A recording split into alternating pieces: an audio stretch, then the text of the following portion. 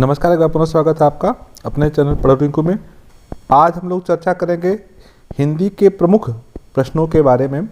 तो आज का पहला प्रश्न शुरू करते हैं। कौन सी भाषा देवनागरी लिपि में लिखी जाती है? देखिए, भाषा कौन सी है जो देवनागरी लिपि में लिखी जाती है, ये बड़ा अच्छा प्रश्न है। कौन सी है? गुजराती, पंजाबी, मराठी। यूपी टेट के हम लोग प्रैक्टिस सेट कर रहे हैं हिंदी के 30 प्रश्नों के साथ।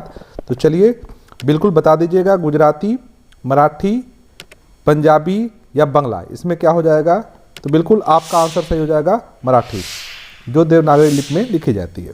अगला प्रश्न, कराए जयशंकर प्रसाद की पहली कहानी कौन सी है? बड़ा अच्छा प्रश्न ये भी है। जयशंकर प्रसाद की पहली कहानी कौन सी है? सालवती, ग्राम, पुरस्कार या आकाशदीप?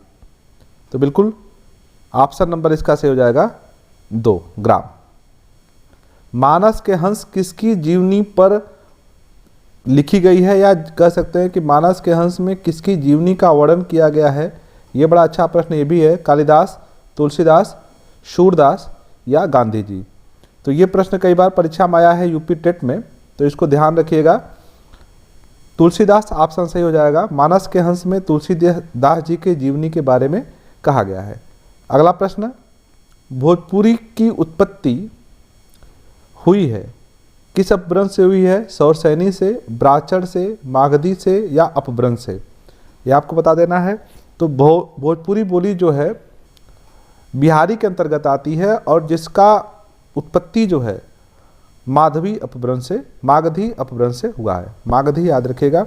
आगे, संविधान में हिंदी को कौन सा दर्जा मिला है? मोस्ट इंपॉर्टेंट प्रश्न, इसको लिख लीजिएगा कहीं पर। मोस्ट इंपॉर्टेंट प्रश्न है, संविधान को हिंदी में कौन सा दर्जा मिला है? क्या राष्ट्रभाषा है, राजभाषा है, दोनों है, या इनमें से कोई नहीं है?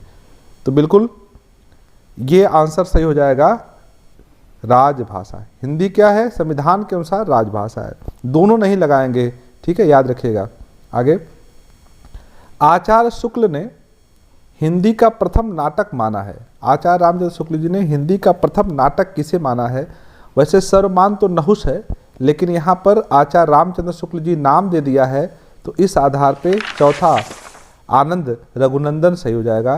तो चौथा ऑप्शन बिल्कुल सही हो जाएगा। चलिए आगे बढ़ते हैं। भोजपुरी का शेक्सपियर किसे कहा जाता है? बहुत अच्छा प्रश्न ये भी है। भोजपुरी का शेक्सपियर किसे कहा जाता है? क्या रेणु हैं, विद्यापति हैं, ठाकुर भिखारी ठाकुर हैं, या इनमें से कोई नहीं है? तो बिल्कुल ये आंसर सही हो जाएगा तीसरा, भिखारी ठाकुर जी को ही भोजपुरी का शेक्सपियर कहा जाता है। आगे बढ़ेंगे। यदि प्रेम स्वप्न है तो श्रद्धा जागरण, यह पंक्ति किस निबंध से ली गई है? पंक्तियां बड़ा अच्छा पूछी जाती हैं, खासकर टीजीटी पीजीटी में भी ये इंपॉर्टेंट प्रश्न आएगा। तो चलिए देखिएगा, श्रद्धा और भक्ति से, करुणा से, कविता क्या है, या लोभ या प्रीति से? तो आपने देखिए यहीं पर देख लिया, ऑप्शन नंबर 1 सही हो जाएगा। श्रद्धा की बात कर रहे हैं, श्रद्धा जागरण है, और श्रद्धा की बात यहाँ पे हो रही है। तो चलिए ये आपका पहला ऑप्शन सही हो जाएगा। अगला प्रश्न, कट्टी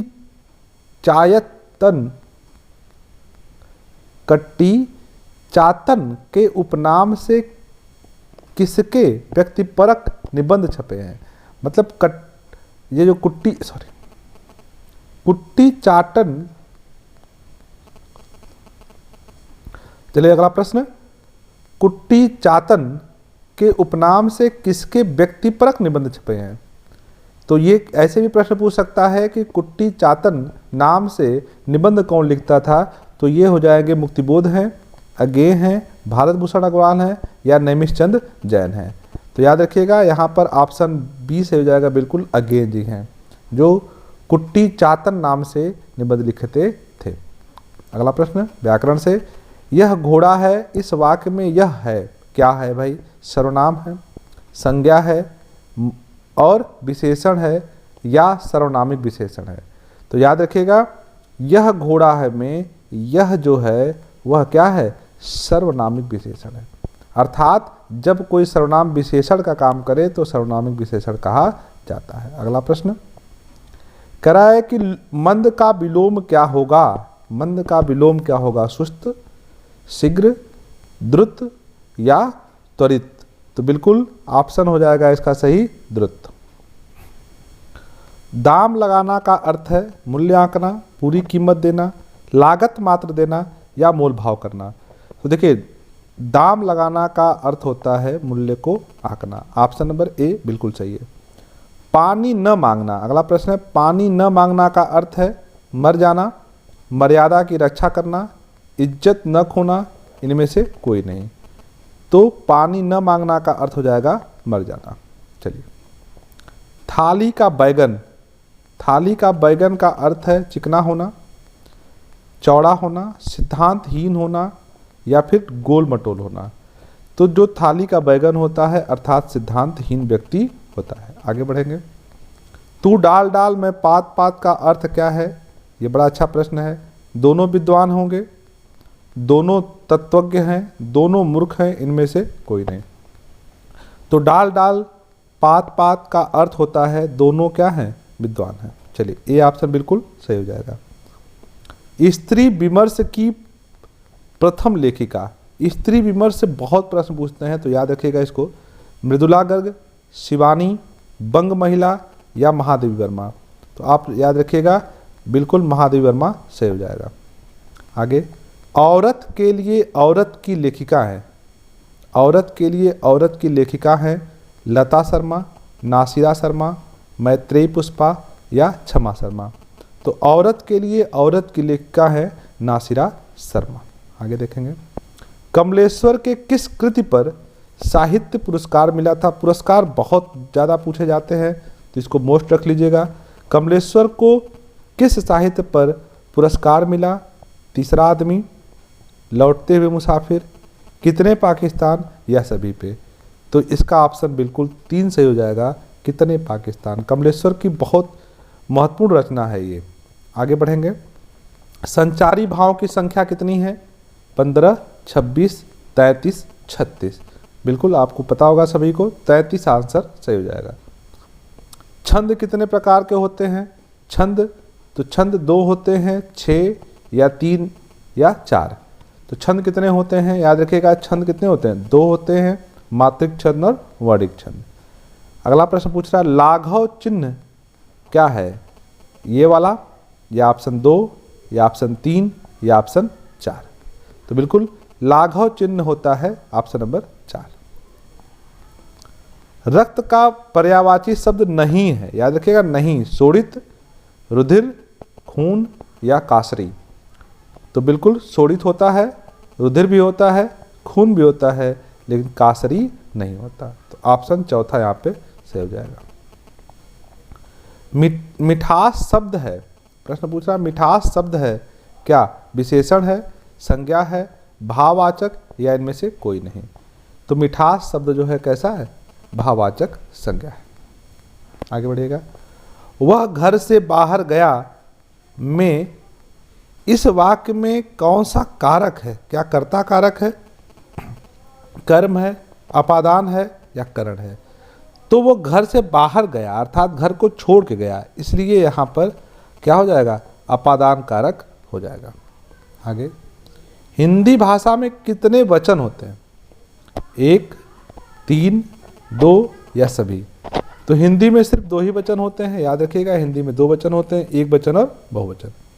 यह घोड़ा अच्छा है, इस वाक्य में घोड़ा है, सर्वनाम है, संज्ञा है, जातिवाचक संज्ञा है या व्यक्तिवाचक संज्ञा है। तो यह घोड़ा अच्छा है, घोड़ा अच्छा है, तो घोड़ा क्या है? घोड़ा यहाँ पर जातिवाचक संज्ञा है। अगला प्रश्न। क्रा तरवर पंच विडाल चंचल चिये पैठो काल पक्ति के लेखक कौन है? देखिएगा यहाँ पे कौन है? कुकुरिपा है, लुइपा है, विरूपा है या सरापा है। तो बिल्कुल यहाँ पे ऑप्शन हो जाएगा 2 लुइपा है। अपभ्रंश भाषा में दब सहाव पयास काव्य ग्रंथ की रचना करने वाले कवि कौन है? कौन है? लक्ष्मीधर, हेमचंद्र, देवसेन या शालिभद्र सूरी। तो बिल्कुल ऑप्शन नंबर यहाँ पे सही हो जाएगा देवसेन। ऑप्शन नंबर कौन सा हो जाएगा? देवसेन। अगला प्रश्न। किस रासो ग्रंथ में आल्हा और उदल नामक दो वीर सरदारों के वीरतापूर्ण युद्ध का वर्णन किया गया है? किसमें? पृथ्वी रासों में? नहीं, इसमें पृथ्वीराज का वर्णन है। परमाल रासों में? हाँ, परमाल रासों में आल्हा खंड है, इसी को आल्हा खंड भी कहा जाता है। परमाल में दो वीर हैं, आल्हा और उदल, इनकी बारे में लिखा गया है। चलिए आगे बढ़ते हैं। चारण साहित्य किस साहित्य का दूसरा नाम है? सिद्ध साहित्य, रासो साहित्य, जैन या नाथ? तो देखिए, चारण साहित्य के नाम से रासो साहित्य को जाना जाता है, तो बिल्कुल ऑप्शन यहाँ पे दूसरा सही हो जाएगा। आखिरी प्रश्न आज का कह रहा है कि भक्ति काल को स्वर्ण सर्वप्रथम किसने कहा? ग्रियर्सन ने, गारसा दत्तासी ने, रामचंद्र शुक्ल जी ने या हजारी प्रसाद द्विवेदी जी ने? तो सबसे पहले भक्ति काल को स्वर्णयुग कहने वाले थे जॉर्ज ग्रियर्सन। इस प्रकार से 30 प्रश्न आज पूरे होते हैं। आगे भी ऐसे ही प्रश्नों को देखने के लिए कृपया चैनल को लाइक से सब्सक्राइब जरूर करें। बहुत बहुत धन्यवाद।